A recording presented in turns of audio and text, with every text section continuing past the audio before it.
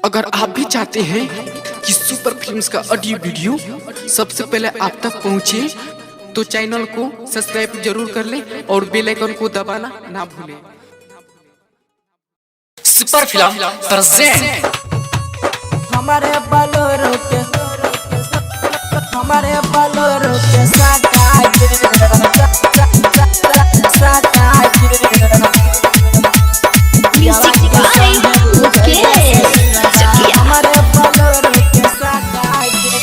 दोसरा से तोहरा हो गे शादी हमारा लागे छै घाटा गे। दोसरा से तोहरा हो गे शादी हमारा लागे छै घाटा गे। बियावा के संगे तू जइबे ससुरवा हमारे बोलेरो के साथ गे। बियावा के संगे तू जइबे ससुरवा हमारे बोलेरो के साथ गे। दोसरा के संगे हो गे शादी हमारा लागे छै घाटा गे। दूसरे के संगे हो गे शादी हमारा लागे छै घाटा गे।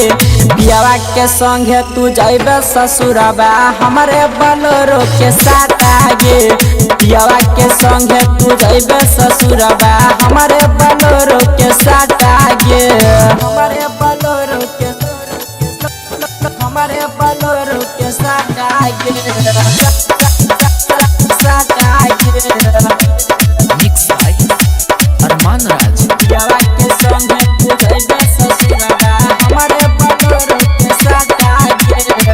हमारे तू गरिया में बैठ जेबे ससुरवा देख के जान हमारा धारा कही जियरबा कही जियरबा।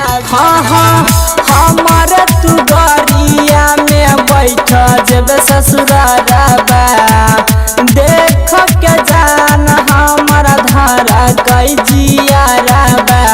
हमारा तोहर सुन गे रानी टूटल जाय छै नाता गे। हमारा तोहर सुन गे रानी टूटल जाय छै नाता गे।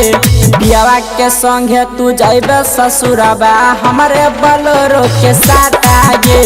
बियावा के संगे तू जइबे ससुरवा हमारे बोलेरो के साथ गे।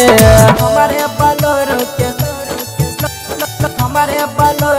साथ गे। Super recording studio Adapur. बियावा के संगे तू जइबे ससुरवा हमारे बोलेरो के साथ गे। रमन जी यादव तोरा चाहै छै हेलो जान से कब काहे शादी केलही बोलय रमान से।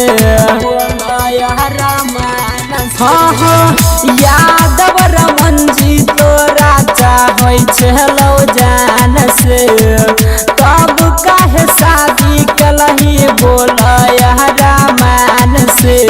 राइटर ममता जमुना की दिसना कहै छौ तोरा टाटा गे। राइटर ममता जमुना की दिसना कहै छौ तोरा टाटा गे। पियावा के संगे तू जइबे ससुरवा हमारे बोलेरो के साथ गे।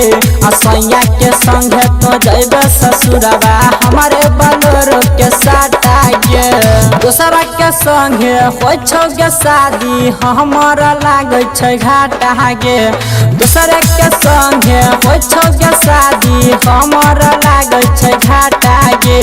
बियावा के संगे तू जइबे ससुरवा हमारे बोलेरो के साथ गे। बियावा के संगे तू जइबे ससुरवा हमारे बोलेरो के साथ गे। Super recording studio Adapur.